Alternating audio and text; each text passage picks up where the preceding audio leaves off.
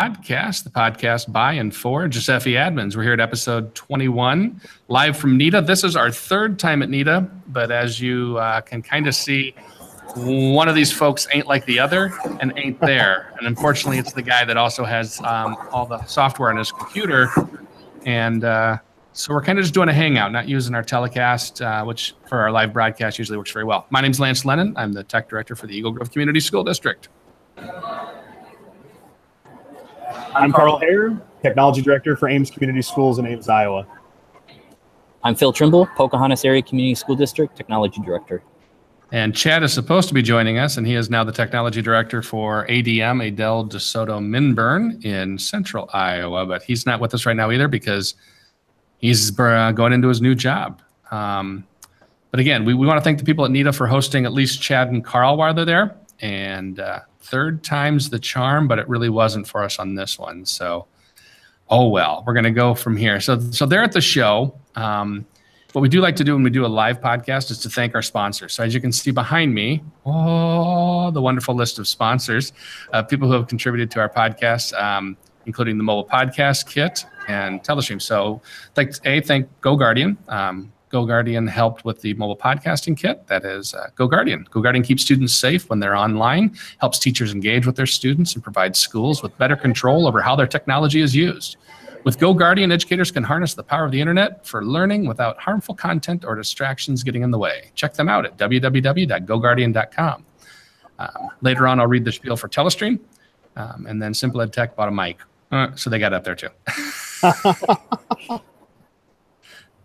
So the big thing, and I'm actually going to hold off for a little bit on what we have in our show notes for number one. And let's skip to number two because we have a guest who will be coming in that will cover number one. So first off, Phil, let's start with you. Chromebook purchases next year. Carl's not doing them. I am. But what are you looking at for 2018, 2019? Well, that's right. What are we looking at? Here at NETA, we have a ton of Chromebooks to look at today. I've seen everything from non-touchscreen, touchscreen, flips, to the standard old Chromebook styles, some with stylus, some with active pens. And so what it comes down to for us, this is about the right time where we're going to start looking for what are we refreshing next year? What are we going to purchase for the kids? I'm looking for durability, functionality, support, repair, and price. Okay, now talk about, when you say repair, what do you mean? Well, is it going to be easy for me to repair after the warranty's up, and is it going to be easy to deal with the support while the warranty's in place? Gotcha. I've come up with about 4 models kind of that I'm looking at, they're all a little bit different. I got the Acer Spin 11 from last year. We purchased a bunch of those. They seem to be working really well for us. There is good support and they're very durable machines, a little bit on the pricey end. There's the Lenovo 500E, I believe. It just came out. Yep. It does have an active pen, though, if that's correct. Correct. They just had one down in the booth. It's active pen. Has a nice garage for it, and it's supposed to be super quick charge. But that does have that built-in battery that some of the other devices don't yet or don't need. Yep. I can speak for the durability. They are pretty durable machines, but the support, I don't like the support of Lenovo. And there is Asus Flip, the C213. Overall, that's a pretty good machine right there. Do you have any of those? No, we don't. I think Chad had played around with them and tested them out, but I haven't personally played with one yet. So when you talked about, so the 3 you've talked about, the Acer R11, the Lenovo 500, and the Asus, have you repaired any of them in-house, like the Acer or the Lenovo? I have not gotten my hands actually physically on the Lenovo 500 to do any tearing it apart, or the Asus. Okay. The Spin, I have taken it apart. It's not too bad. There's components, they're small and kind of packed in there pretty good. But I don't believe it's going to be an issue when it comes to after warranty time to do those repairs, either myself or have a technician do it. Yeah, so we do in-house repairs for the R11s as well as the Spin 11s, and they get turned around really fast. Parts are easy to come by for the most part. For the Spins, you have to go with ASP. You have to get the parts from Acer right now. But they're really easy to fix. We've only had I think we're at the 15 screens on the spins out of 1,200 machines. So pretty good return on that Gorilla Glass for sure. But there's enough space in there. Most of the parts are easy to swap out, especially considering we also repair the Asus flips, the little silver aluminum ones, and those things are terrible to fix. Okay, Phil, I just muted you. So what's happening is that while you can unmute yourself, but because you two are right by each other in live, as you're both talking, it's jumping back and forth between you. So if anybody is watching, they're probably getting vertigo right now. Here, so, I'll move away. No, you don't have to move away. Just when you're not talking, mute yourself so that it's not. If one of the other of you is talking, just make sure you're muting your mic, because I'm sitting here watching it on the other side to see if anybody's putting any chat in. And remember, chat is open, folks. So we do have 4 people currently watching. If you want to send a question in on the chat, go ahead. But I don't want them going, oh, my There's goodness. also, Lance, one more to mention in the HP booth here at NETA. I did see the HP 360. Looked like a pretty slick little unit. I would be a little worried about the durability of it, but it's definitely something to look at. It's definitely an option to get a demo and tear it apart and see what it's like. That also does have an active pen with it. Did they give you a price point on any of these, like with the Acer R11, the Asus, the Lenovo, or the HPR? I have a price point on the Spin R11, but I do not have a price point on the 500 Lenovo, the Asus, or the HP. The Lenovo 500E has an MSRP of $399. I don't know what education pricing or volume pricing is going to be, but they're telling me it's $399 MSRP. They're at the booth anyway. Yeah. So what was the R11? The R11, I think, was $384. We've got a winner right there. Yeah, there is 2 versions of it. They did come out with another version of the Spin R11 R751, and there's 2 different models of that. And one of them does support the pen, and one does not support the pen. Obviously, the one that does not have the Wacom pen technology in it is going to be a little cheaper. Right. All right. So, yeah, we too are doing a refresh this summer. We're going to be looking at refreshing for 5th, 7th, 9th, and 11th grade. I haven't settled on a device yet. We will still probably for the last time, I'm thinking, go with just a standard Chromebook, not a convertible model, probably not a touch model either, just to keep costs down for us. We are not exactly rolling in it, I guess, like Pocahontas is. But I was very happy to find, I got a quote today from Nutcase. Nutcase, for those of you that attended iTech, remember that they did the swag giveaway this year. Their bags. So our bags next year will be Nutcase bags. They came in really good price for us. A nice bag, very well padded, and embossed with our little tiny logo on it that they emboss and put on there. So neat little features that I like. Do you have one to show us? In my office, I'd have to actually leave, but I probably could. If you guys talk for a sec here, I could run and leave real quick. So take it away. I'll be right back. That's a challenge. Well, so do we want to talk hardware, or you want to talk about changes in the dashboard? Hardware. Go hardware? All right, that's fine. That's fine. I think really the biggest thing you have to decide when you're starting to look at your hardware is, what does your curriculum tell you that you need to do? For us, the touch was non-negotiable. It has to be a touch, has to have that world-facing camera, and there's just not a lot of those devices on the market right now. There's more and more coming. We've seen some new tablet Chrome-based devices come into the market very recently that would meet those requirements. But the price points for a device with that type of hardware spec are going to end up being in that north of $325, $330 a unit, which some people don't really want to have that level of cost. Then, two, the replacement cost. So like a screen for one of my new Spin 11s, they're not cheap. They're north of $200. And so you also have to make sure you have the upkeep costs there to do the repairs, to keep things going. What's your insurance look like? What's your replacement cycle look like? So that's kind of a big thing, but there's a lot of new stuff coming to the market. Like I hadn't put my hands on that Lenovo 500E yet until today. And then you have to, with that one, we start talking about active pens versus an EMR stylus versus a plain stylus. You can really go down a rabbit hole if you want to start digging through that particular technology. for me in particular, that EMR-based stylus, which is basically electromagnets that are inside the stylus, Acer has adopted that in a number of their devices now. So you don't have to worry about the battery. As long as the magnet remains magnetic, you're going to have power to that stylus, right? Whereas with those active stylus, it has to charge, right? So that battery is eventually going to lose its ability to hold a charge and not work as well. And I haven't done a head-to-head as, oh, this one works this way or this one works this way. But there has to be some degradation just because that's the technology of batteries right now. So I think now we're adding in the stylus testing as you start to develop and determine what devices you're going to replace or add to your fleet. Yeah, definitely. And you hit it right there, touchscreen. We're not moving away from touchscreen. All the machines we're going to be buying in the future will be touchscreen. We have a lot of young learners that are taking advantage of the Google Play apps, and that's a huge part of that right there. We will be implementing at first grade and second grade Chromebooks this year. So, and we have a lot of Google Play apps that they are using or utilizing along with our older learners too as well. So touchscreen is there, and that's the kind of the way that we're going to keep moving. Yeah, I don't think touchscreen's going to go away. As a matter of fact, I think eventually you will find probably that'll be the only option. So I did go get the nut cases. So this is what they gave away at iTech.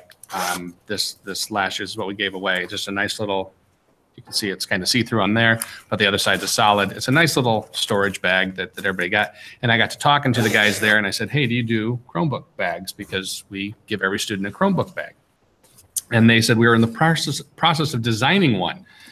Very similar to a lot of the other bags you're going to find. Fits the 11-inch devices, but you can see the eggshell foam in here. It's actually very thick. There's a lot of padding. And then on the bottom, what I like is there's about a ½ inch of padding on the bottom and the sides too, to really offer it in. There is a zippered pouch on this side, my embossed logo, which you can see there's my logo that we stole from somebody else. A spot for the ID. And then a charger zippered pouch on the front also. So very nice bag, nice lightweight, good price point. Talked to Oliver, and he really did me some serious justice. So that's what we're going to do. I'm going to order those actually probably this week or early next. So shout out to Nutcase. And who doesn't like saying Nutcase? Do the Philadelphia Eagles know that? Hey, I didn't say where that came from, nor am I going to confirm nor deny that might be their logo. So I'm just. Well, they're not purple, so you got that going for you. I got a lot of things going for me. No, they are not purple. It's kind of funny. You talked about Carl. A lot of your kids are using. You're going to go Chromebooks at the K. You said 1, 2. I said that. Yeah. So, is he there? Yeah, he's talking to Chris right now. Perfect timing. Our special guest. Right? So Phil was talking about moving to Chromebooks at the lower level. We currently are for pre-K 1 and pre-K, K, and 1. We are iPads, and I've always been looking for an iPad killer. And our guest who is here actually has what may be the iPad killer. We got hinted at last time. Our last show, we had Cyrus on, and we were talking to him about, what is this whole tab, Chrome on a tab format, tablet format. And he says, he gave us the Glomar statement. He could neither confirm nor deny. And I still, Cyrus, if you're listening, I'm a little upset that you couldn't jump the gun by 4 days. Because 4 days after that podcast, Acer announced the Chrome Tab 10. And right now, Carl is with Chris from Acer, and they're going to talk about the Chrome Tab 10. The Chrome Tab 10. Welcome, Chris. Thanks for coming on. Was it last year you brought the R11 with the R11 Spin? That's correct. Last year we had the R11 Spin. This year we got the Chrome Tab 10. Man, I want to make this an annual event where you get to show our audience these new devices. Every year, just have to come out with something new. I'd love to do that. I'd love to do that. So go ahead, take it away. Next year. Well, take it away, Chris. Let's show us this bad boy and what it does. So this is the Acer Chrome Tab 10. It's a 9.6-inch tablet. New design. This actually is one of 5 prototypes in the U.S. right now, so it's very, very limited. This is a pre-production sample. As you can see, it's a really nice blue. Hopefully, you can see that. It's a nice blue color to it. Originally, we had planned on making it in black, and we settled on a blue. One of the big benefits of this is it is going to be serviceable, so we will offer a pry tool that you'll be able to, the districts will be able to work on this when they need to. Again, great device. Has a ARM processor in it, 4 gig of memory, 32 on the storage. Comes with a stylus built in. So the stylus comes out of the back with a little garage on it. Dual cameras, so you have cameras on the front and the back, world-facing camera. Again, just going to be a great device, particularly for the early childhood, the K-12 categories of the districts. Again, a great device. So CDW was doing pre-sale. I've ordered a couple. I know Carl's ordered some also, and they're talking fulfillment of those about when. You're going to see those in hopefully mid to late May. You'll start seeing those being available, and then full production. We're hoping to have everything set for the June timeframe, and then ramping up from there as the summer goes on. But by school time next fall, we should be in full production mode on it. Excellent. So they will be ready for summer purchase. What about deployment? Now, so when we talk about it being a touch form factor, some of the stuff we got to look at is what does enrollment look like? Because I'm assuming they are definitely going to be manageable inside of the admin council. How do you do enrollment when you normally do like a Control-Alt-E? What's going to be the process? It's going to be the exact same process that you have with any Chromebook. So it'll look just like a Chromebook device in your fleet. And very easy to enroll and very easy to manage. I think that's going to be one of the biggest advantages why this is such an exciting device. There's so many people that have been using the Apple products over the years, and the difficulty of managing those devices. They're really excited about being able to manage this on your Chrome platform. Well, let's be honest, Chris. You don't manage iPads. You right. hope to contain iPads. So do they have a USB port on them? So in other words, can I use like a rubber ducky to do my enrollment? Exactly. They have USB. They also have USB-C charge on it. I don't think I said that earlier. So everything going forward on Chrome platform will be a USB-C charging capability, and this will be as well. I didn't grab the charging block that comes with it. It's very small. It's probably the size of a golf ball. Very, very small block on it, so it's easy to set it up within your charge cards. It will. Go ahead. Yeah, is that I noticed the stylus on that. Is that the same stylus as the Spin R11? Exactly. It's a Wacom stylus, exact same stylus as you have on the Spin 11 or the R751. Same stylus. We are going to be in the past. We haven't done a lot of accessories with our products. We are going to offer several that we're developing right now for this. It will ship with from my understanding, it will ship with a portfolio that you can use for display purposes. You can set up in tent mode and use it that way. We also, as far as accessories that'll be available, we're looking at a gel case type of case for it. We're looking at offering the stylus as a value pack of 20 or 25 stylus, whatever, however you say it, styluses. So that'll be something that'll be available as well. I'm not sure on the keyboard yet, but I know that's something obviously with Bluetooth keyboard you would be able to use with it. I don't know if we're going to have one in our arsenal, but you could also do an aftermarket keyboard. Although in the grades that you're looking at for this, I don't know that would be that important an accessory for it. No, that is excellent. So what is MSRP on this? MSRP is $329. Again, you'll see a big availability, I would say, in mid to late June. And hopefully, I think like you had mentioned with the CDW, bringing in some units prior to that. The Acer sales team, the folks like myself that are out there across the country, there's about 10 of us, we'll be getting in, I believe, 5 or 10 units here in the next couple of weeks. And so if somebody really wants to see one, you certainly reach out to the local person and they can bring one by, and so you can take a look at them. Excellent. Well, I do. I think this could very well be something that Apple's concerned about, and I think their event just prior to the announcement of this was reflective of their knowledge of this coming out. No, thank you for sharing. Thank you very much. Yeah, you bet. Phil, Carl, you guys have any questions for Chris? I think I think you covered it pretty well. That's quite a device, and seeing it and having it in my hand, and I like it a lot. That's how easy it is to repair. Yeah, right. Yeah, okay. How easy is it to repair? Yeah, it is going to be serviceable in the field. We are going to be, our service team is going to be providing a pry tool, so you will be able to remove the cover from it and work on it. So that's something that's obviously a little bit different than the iPads out there as well, and that'll be available through the Acer service team down in Texas. There we go. All righty. Well, thanks for your time, Chris. I realize you probably are a very popular booth down there with that thing, and I appreciate you taking time to come up and talk to us. Those of you that aren't aware, NETA, the vendors are down on the bottom floor, and the conference runs on the top floor. And it's not just like one floor difference. It's like 3 floors above, even though there's nothing in between. So thank you for doing that for us, Chris. All righty, guys. Thank you. We'll see you next year. Excellent. All right. Well, we've got a great tradition: A, announcing devices, and B, getting to see them on the podcast. I don't know if it's just us or why, but NETA also tends to have a nice record of bringing people in that have some new stuff. Well, I mean, Acer is doing a great job being out in the front. One of the first to bring us the Flip with a world-facing camera. Now this Tab 10. I'm really excited to see what they bring us next year. All I right. know that there are some other companies like HP. Have you talked about that? I stepped out for a minute. Did you guys talk about the HP one at all?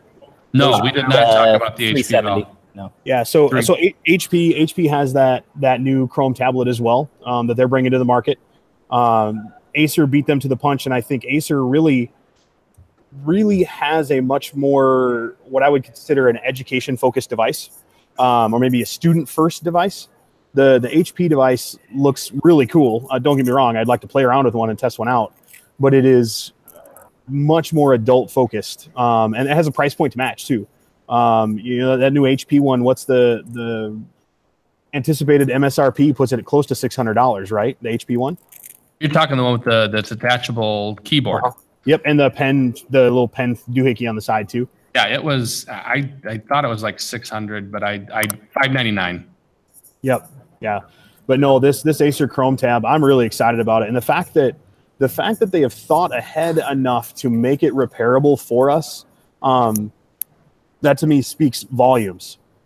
Because not only do we save money by doing it in house, there are a lot of schools that have kids do the repairs, right? And so they're learning skills that will be useful to them outside of school. So I really think they deserve some kudos for doing that for us. I'm really impressed with it. All right, so we're currently sitting at, it keeps jumping between 7 and 8 viewers. I don't know if someone's coming in and out or we're losing and gaining.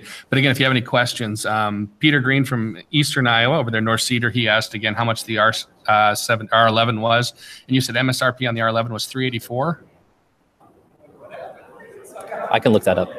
I was gonna say which one are you talking about? The R11, but I think that was I think we said about $384. Lori Pop is listening in, and she says she loves the Acer Chrome tab. I think we'll love them even more once we get a hold of them. So I didn't see it turn on. Was that one operational, or was it? Yes, it was. Yeah. Okay. Yeah, it's fully operational, but it is a pre-production model. Right. So it still had some funkiness to it. When I was trying to use the stylus when I first picked it up, it was just magnifying with the stylus. It wasn't actually clicking on anything. Quick reboot was fine, but it also was running a non-stable version of the OS as well. But as far as build quality, even of that pre-production one, it was pretty solid. I'm like I said, I'm excited to get them in my head. When I first got the order or whatever, I was under the assumption they were available right now. But of course, no, they were not. So that's okay. But I am also happy that there should be in large enough quantities if schools want to get them this summer for fall rollout. They'll be able to easily do that. Yeah. I can be honest. I actually kind of like the blue on the back instead of the black. But when you're talking for the littles, that's kind of nice. It's a pop of color. I asked if they could do orange. Apparently you can't have them custom painted. You probably could, actually. You could have somebody go out and do that and powder coat those bad boys. But it looked like the stylus had a blue on it also. Yeah, it does. So it wasn't the black stylus on the back end of it. Correct. So that stylus is like a little tiny. It really resembles if you've ever played with a Samsung, the Note series with the styluses that go inside of those, or even I guess the Samsung Pro technically has the same. That Chromebook has the same stylus as the Note does. It really resembles that in this Acer device, whereas the stylus for the Spin is a much longer, all black plastic. This stylus doesn't have the clicky bits that the other ones have that I played with. Like technically the end of the stylus for the Spin has a little clicky bit on the end. It doesn't do anything. And with the Samsung Notes, it does do stuff, but that's with a mobile device, and those clicky bits do all sorts of cool stuff. Clicky bits. I love that term. Man, there's some great terms here today. We got nutcase, clicky bits, and the garage. I've never heard it called the garage for the stylus. I'm not sure if that's technically the correct answer, but that's what Chris called it. So I'm going to say that's the technical term. That's the correct term. Chris said garage. Ergo, it's the garage. Correct. All right. So what have you guys done and seen at NETA? I did an Ignite. And I saw it. That's all you guys have seen is the Ignite and the keynote? No, I heard it was pretty good. Yeah, it was pretty awesome. So I stopped at the IPEVO booth, and if you guys know what IPEVO is, they're video cameras, mostly connected by USB. They do have some software that you can use directly with a Chromebook. They have a couple of accessories that you can attach to microscopes. They have some new cameras coming out in June that look really exciting. Some wireless cameras with HDMI dongle connect right to your TV. And they will also now send you the 3D prints, so you can 3D print to match your microscopes with cameras. So that's kind of a cool little deal. And I just want to jump in. Lori Pop just asked on the chat what the price point was for the tab. $329. Am I correct? Is that what he said? Yeah. Yep. And right now, I'm not sure what everybody's paid because CDW seems to have the market cornered on getting these out to people the quickest. That is not what I paid. I actually paid a little more than that. Seriously? Yeah. I'm going to look back at my quote because I thought I paid just that. Oh. I could be wrong. I could be wrong, but I think I paid a little bit over $330. The one thing to think about too is, we're talking about the new fancy ones that are just coming out. That Acer Spin, the C751T, whatever the official name of it is. In fact, that's what Phil's using right now. That's what I'm using right now. I've seen a bunch of them. We've been using our middle school with lots of success. Easy to replace, easy to repair, and they're a year old technically, but they're going to be cheaper to get theoretically because they've been around a little longer. So if you're looking to get into that next gen Chromebook, as Google calls them, you have some entry-level machines that you can get into at theoretically a lower price point, depending on your vendor. That would actually, again, if you aren't getting the latest technology. It was funny when having Cyrus on last month when he was talking about the kind of the race to the bottom for price and just the complete change in thinking for these producers of electronics, because before it was always we're going to create the best and the biggest and the most expensive, and along come Chromebooks, and all of a sudden it's like, how cheap can we make them? And you can get pretty darn cheap, but again, I think you get what you pay for in the end. And if you go too cheap, you're going to end up with something that you're going to be fixing a lot or having to spend a lot of time in the shop working on, or worse yet, even replacing. So is two of those cheaper than one of something that's a lot more stable? And if that price point does come down to that R11, again, great time to get, like Carl said, in on that next gen Chromebook. So good. Have you guys seen any other vendors? You said, Phil, you said IPEVO. Anybody else? And of course, you were down talking to Acer and HP. Yep. Stopped at HP's booth. Stopped at Lenovo's booth for a little bit to see the 500. Is the 500 a convertible touch device? I haven't seen that one yet. Yeah, it is. It's very similar to the Yoga, I would say, the 23 Yoga that they have. Okay. But that one is their entry into that next gen Chromebook. And it literally just was released, what, 2 weeks ago, I think they said, maybe 3. But it has the full 360 touchscreen, but that has the active stylus with the built-in garage. So that's the one that has to be charged to use. And that one's coming in. Their MSRP is $309. I just got on their website. $99. No, I'm looking on their website, and it says starting at $309. Okay, for the 500E. 500E. Okay. Yep. All right. That's actually not a bad price point if that's really what it is. So I guess it's on their website. We got to trust them, right? If it's on the internet, it's true. I'm going to go a little better than just on the internet. It's on their website. Otherwise, I'm going to be making all kinds of web pages. Hashtag fake news. Yeah. No, not. But they had, Lenovo had the 100E down there, but they didn't have the 300. So the 100 is kind of their lower. It folds flat like the second gen Dells did. It has did it have a touchscreen, Phil? I didn't poke it. No, I don't believe it was. It was like the N21s or the N22, basically. I think they are doing away with their N models. I don't think you see any more Ns from the Lenovo company. So it's like everybody else. They're changing their name of their line to kind of get so you have an entry, a mid, and a high end. Mm-hmm. Yeah, that's sure what it looks like. The 100, the 300, and the 500 is kind of their lineup. They're going with the BMW naming convention, the 100 series, the 300, the 500. No. Correct. I'm trying to see what's the difference between the 100 and the 300. I have a spec sheet that they threw at us as we walked by. I was chatting with them. The 300, the 300 flips all the way around. Maybe the 300 is like the 500 minus the stylus. Maybe. I did lots of serious research on this. The 100E starts at $199. It doesn't say it's touch screen. So then what's the 300E? This is where we do all of our research on a live show. Right, so there's quite a few 3D printing companies down there in the vendor hall again too. The 3D printing market is really starting to become more accessible for schools. And if you're willing to put in the time, I didn't see any down there because it's more of a direct buy. But actually, Chad got me turned on them. The Prusas, you can have one shipped and you build it yourself, and you have an amazing 3D printer for less than $800. And it's one that we're actually looking at getting for our middle school next year. We'll get 2 or 3 of them, and then during our tutorial periods, we'll have the kids build them. And then they'll be like the keepers of the 3D printers at our middle school, because the poor MakerBot that's in our media center now is basically running 24/7.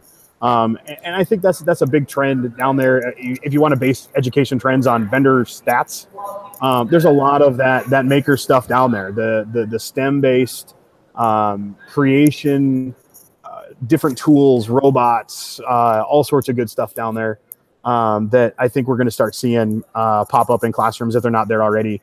One of the things, there was NETA is doing this playground where they have all sorts of different tools like that there. And I'm like, oh, that's really cool. But I have all those tools at my school already. I mean, they're fun to play with and it's great. And I'm glad schools are starting to get to that. But that's most of your 3D printers, like the Prusa is nice because you can put the code onto a flash card and then print it from the flash card. You don't have to have a direct connect. You don't have to upload it to Thingiverse or have a MakerBot account like a MakerBot would to be able to print from a Chromebook directly. Nice. You also had asked yesterday, and I didn't know, you'd asked about the Osmos and whether those have to be. Did you find an answer on that one? Yeah, they do. They have to be an iPad. So we were talking about Osmos and the ability to control those, and that's an iPad. Hopefully they will come out with an Android version of that, which would, again, make that tab yet another nail in the coffin. So we'll see. That's a wonderful app. That's a wonderful app right there. It's great. It brings a lot of engagement to those students. We do also have a lot of Osmo, the numbers, the letters, the Pizza Monster program. I mean, there's so much to it. It's a great little program. But yeah, it would be great if we saw an Android into that. Well, if you're listening out there, Osmo, this is something we're asking for because, again, anything that we can control and we can manage better than systems that are designed for the consumer rather than education, we really prefer. So think about that one. Again, all of our wonderful listeners out there. The other thing that really excites me about the Chrome tab is that really is telling me that the Android apps on a Chrome device is finally starting to grow up. You know, we've talked in I don't know how many different episodes of this podcast about Android on Chrome and the trials and travails that we've had to make it work, and me having to throw a tantrum to get into the beta. But I think now once you start to see that tablet environment is starting to grow, we're gonna see that really grow up. There's so much out there with those Android-based apps that are great to have on the Chromebooks now. But I think it's going to make it even better on that tablet form factor, especially for those littles. You know, recording their learning with tools like Seesaw or things of that nature. And then those schools that are into exhibitions, you know, it's not a leap at all to say that exhibitions is going to be running exhibitions. No, expeditions. Not exhibitions. You're right. I thought I heard what you said, and I was like, not only did you hear it, you heard it twice. Yeah, expeditions. Sorry. And that's easier. I mean, technically, you can load the Android Expedition app on a Chrome device, but it gets it doesn't know the gyroscopes don't work right, so it gets super funky trying to move around in this 360 environment with a Chrome device. And so I think a tablet's going to maybe a little bit better for that. But I think once I first get it, I don't know about you guys, but I'm going to try to see if I can force myself to use it as my primary device for a while, just to see how it goes, what it's like to have it. The biggest issue for me would be the lack of a keyboard with it. But again, he says it'll take a Bluetooth keyboard, and I've got Bluetooth keyboards sitting around anyway, so I doubt it'll be my primary device, but it'll definitely be my go-to secondary device. So when I bought my Pixel 2 phone, it came with a USB-C to USB-A converter. Mm-hmm. I want to take one of my piles and piles of old iMac keyboards. Oh yeah. And see if I can connect it by USB-C to this new tablet. I'll have to let you know if it works. Yeah. Because that's going to be the other side too, is if you're not using a rubber ducky or you're not using an Arduino or something else like a Centipede to enroll these, that's what I was trying to get Chris in the terms of what is the process going to be? Because on an onboard keyboard, can you hit 3 at the same time? I mean, is that going to function that way, or is it going to say, no, you're only allowed to hit 1 key at a time? I just don't know. Well, and then the question is the USB-C port in some way hamstrung to disallow? Like, you can convert a USB-A to USB-C on a Centipede, but does it allow you to pass that traffic over that USB-C port? Gotcha. Yeah. I mean, you make a really good point. The enrollment of a touch device, you know, is it going to be like an old school MDM, where you have to throw something on it like that first, or are we going to be able to enroll it in a similar manner to the Chromebooks? I guess we'll find out when we get them, right? And we will. So when you say 330, but did 330 include your management license for it? It might have. Maybe that was it. Because I was right at 329 on my price. So okay. for the device. So if you got it for 330 and that included management, you got a better deal. Your CDW rep likes you better. We have already determined numerous times that you are way better at negotiating for things than I am. And it's not always, because if you got it cheaper, you got it better. So. It's not about negotiation. It's if they see me, that's the problem. Because like I always tell people, I've got a face for radio, but I'm a bit of a smooth talker. You go.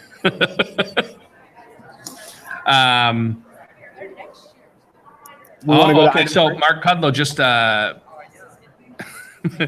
came in on the chat, and he said that he thought he saw somewhere that for the pads or the tablets, he saw a 10-point touch screen. So actually, it could be really nice if you got a 10-point touch screen. That would definitely make enrollment very possible with the onboard or the visual keyboard.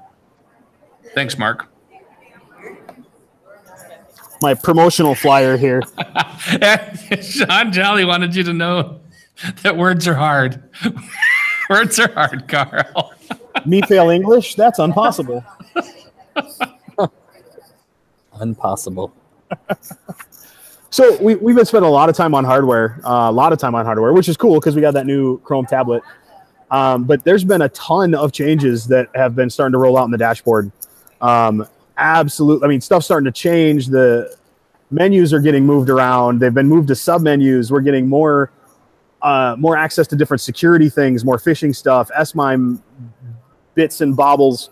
And you're starting to see a little bit of the fancy, the enterprise security. What's the thing Google's calling that? Bits and bubbles. Bobbles, not bubbles, bobbles. What's Google calling their enterprise security dashboard? That's like $2 per student per year or something like that, or $1 per student per year. Oh, that they announced at BET. Yeah. Yeah, I thought it was enterprise security, but I'm double checking real quick here. Because what Google's doing is if you go to your dashboard and start poking around in security or under Gmail, you're going to see all sorts of new settings relative to malware and phishing and stuff that looks really, really cool. And you can set them, but you can't actually see if it's doing anything unless you pay for the extra level of access that Google has for that security dashboard. I think some of the like huge educational enterprise, like Toronto public schools with hundreds of thousands of students, might look into something like that where they're trying to track that down. I'm not sure the target audience is Iowa public school districts. Don't take a picture of me, I'll take a picture of you. But I do think it's a good example or a good segue or showing that Google's really trying to make security a priority and trying to make that dashboard more useful as they continue to add things to it, right? If you looked at schools are a great example. The buildings, right? We'll add on or remodel, and you get this patchwork quilt of a building. And the dashboard, if you don't add things intentionally, it's going to be hard to find where things go. And as we continue to see more and more things added to that dashboard, that's where that drop-down menu is going to become more and more and more important to us. And at a recent meeting I was at, one of the developers was talking about how that was put together using machine learning. So all of us, as we're clicking along and going into different places and paying attention to our paths and that sort of stuff, that's how they decided where those things are being nested. Inside of the dashboard. G Suite Enterprise for Education is what they're calling it. Thank you. And BETT, not BET, and my apologies there also. But no, and some people are like, well, why is Google now going to make us start paying for stuff? And I'm always of the ilk that, we've gotten so accustomed to Google just giving us stuff for free. And again, I say it over and over again, it's not altruistic. They do it for a reason. They get the younger kids kind of liking the system, using the system. Chad's here. Hey, Chad. Hi, Chad. Hey, we're just talking about the G Suite Enterprise for Education, the new pay for features. And I've always been of the opinion that, if something is quality and something is worth it, I'm not opposed to paying for it.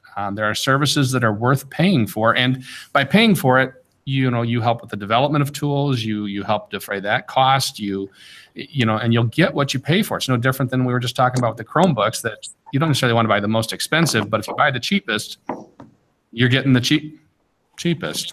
Right. Sorry. And Lance, or not, yeah, Lance, you're 100% right.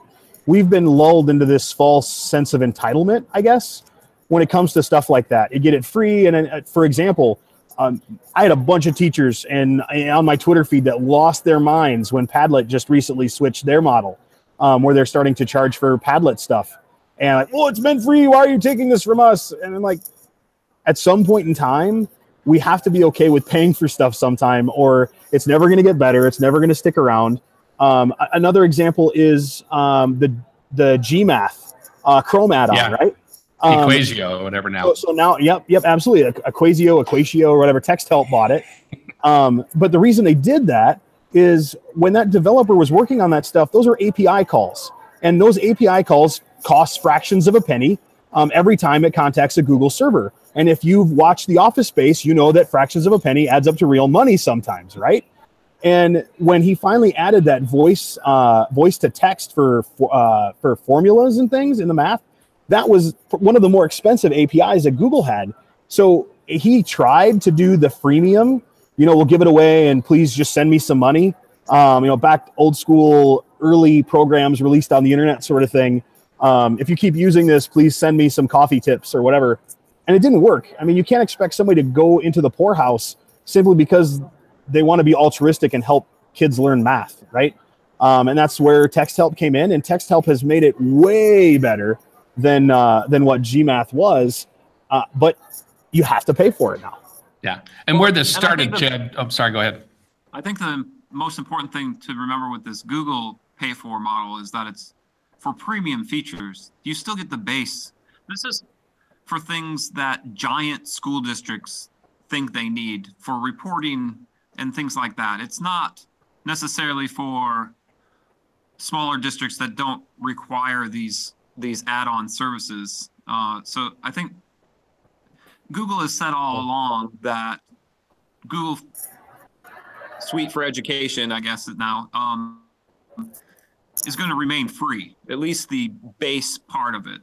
What we get free now is going to remain free.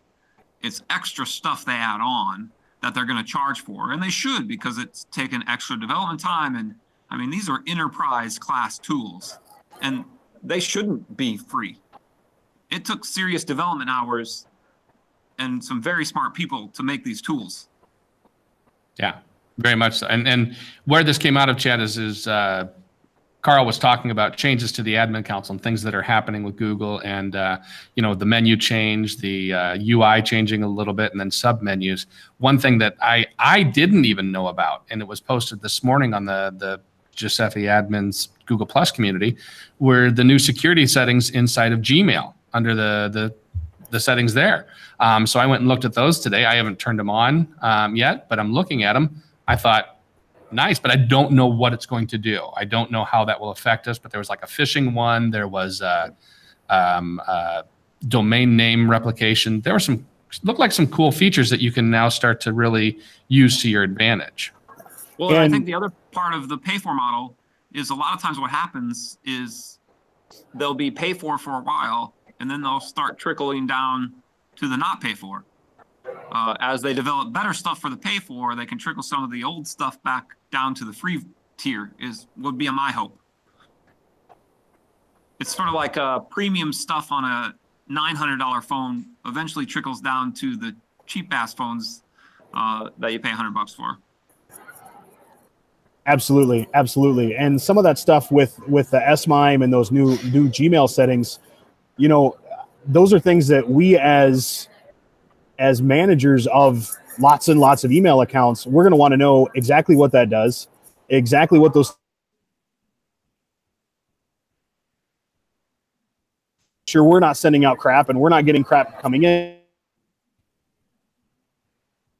Is he cutting out for you too, Chad? Sure, where everybody's opinion on TechCrunch lands, but they released an article like 2 days ago with some very, very descriptive. You guys need to turn this on and do this. It'll do this. This is why everybody should take advantage of this. Actually, pretty good article from TechCrunch on that one.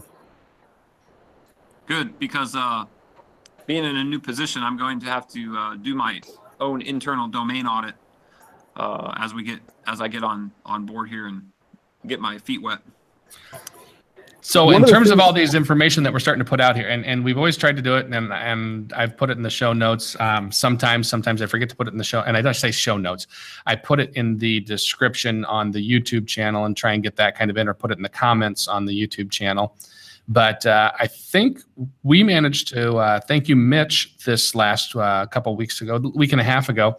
He had originally purchased the GSFEadmins.com domain name and has turned that over to us. So we actually now have the website up. If you go to GSFEadmins.com, you can see that we now have a webpage. So what I'm going to try to start doing is I'm going to post all of our shows, links to all of our shows, but then also in there kind of keep resources. And I know we have the community that people go to a lot, but as things come up, it's nice to sometimes have to not go all the way through the community and try and find stuff, but maybe has this as a repository for some really good articles or really good pieces of information, that a lot of things that get asked a lot on the G Plus community, like which websites do I want to block, or URLs to keep people from logging out of their Chromebook. Right. But make that just easily and more readily available. And for, scripts and stuff we refer to that are hard to visualize when we describe them to those that aren't watching the video version of our podcast. As we read out lines of code, that's not always easy to replicate as you listen. I'm still amazed at the number of people that watch the podcast as that listen to it. We always have more YouTube viewers than we do downloads from Podbean, from iTunes, and from Stitcher. It's because of Phil's beautiful bald head. It's not me. I know it's not me. Unless they always sit there and they listen to the podcast. Is he really as ugly as he says he is? Yes, and they watch and they're like, oh my God, he is. He really is. So I need to print a alteration here. It was not TechCrunch, it was Tech Republic. Okay, well, actually, send me the link. I'll put it on the webpage. So that's anything like that, because finding this information, finding these tools, these bits and pieces of advice, that's what we use Google for. It's kind of that whole shared community. But again, doesn't mean everybody needs to share everything. There are things out there that are worth paying for. And I can't say that enough, that there are things that, you're going to get a lot better support on just by paying for it. I mean, you can't expect Autocrat to continue to run forever when people are developing that for free. Correct. So. All right. Hey, Chad, so how are things going at ADM? New place, new adventures. I'm getting ready for my first district leadership team meeting over that way. Leadership? Leadership. Words are hard. Yeah, they are hard. It's day 8? What is today? Thursday. So I started last Monday. So it's day 9. A week and 4 days. Day 9. Digging into stuff. You want to make it your way. So yeah, I'm still getting my feet wet, and back into the midst of a Chromebook device selection, which is fun. For you Iowa folks, I just got out of a meeting with Gesture Insurance out of Des Moines, talking about an equipment breakdown policy.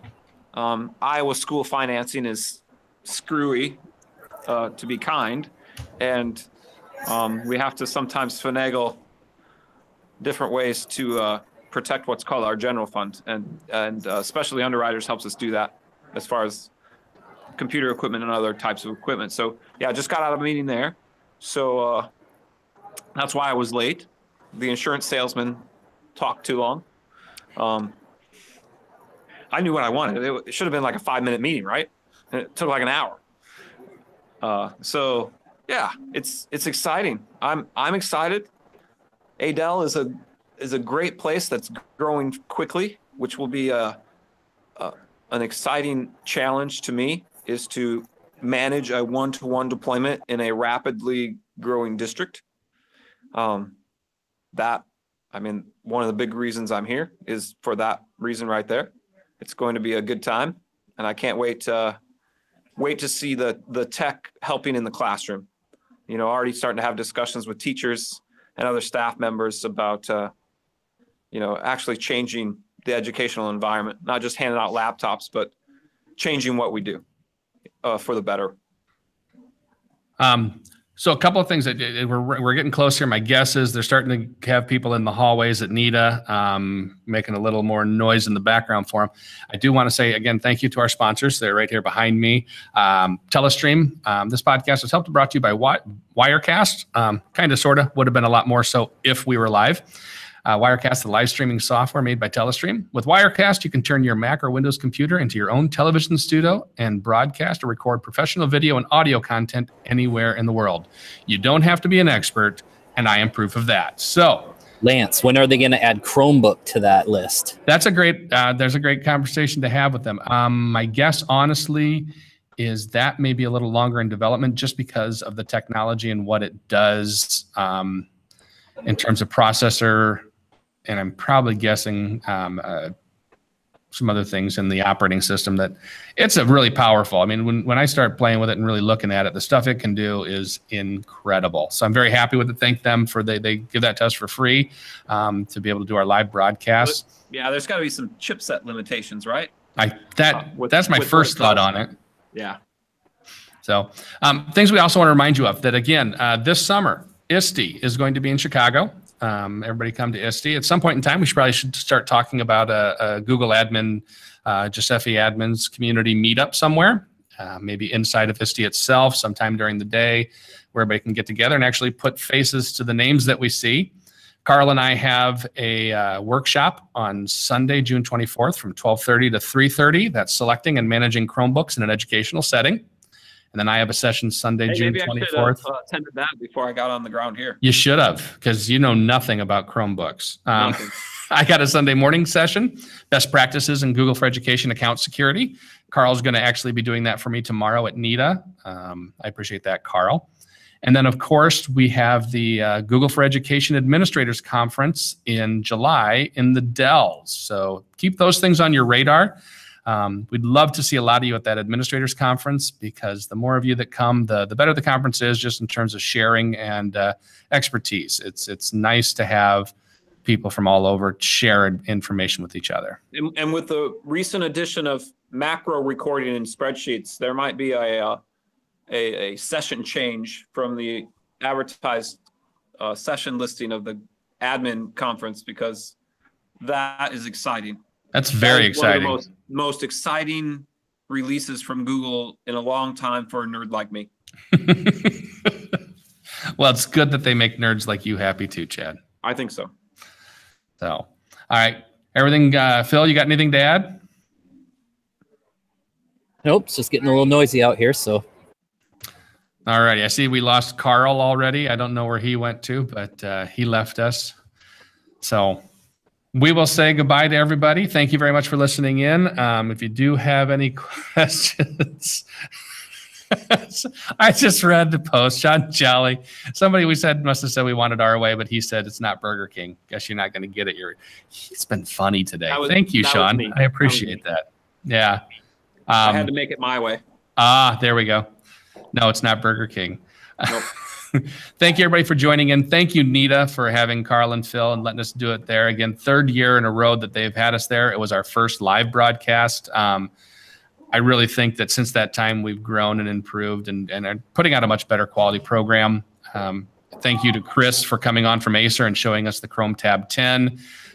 It's just nice to have a place where, you know, he's come on 2 years now, last year with the Spin R11 and now the Tab. It's kind of cool that we get to see those things a little before everybody else in the country. So everybody else, take care. And until next month, we'll post when it is, but look for us in May, and we'll talk to y'all later. Take care.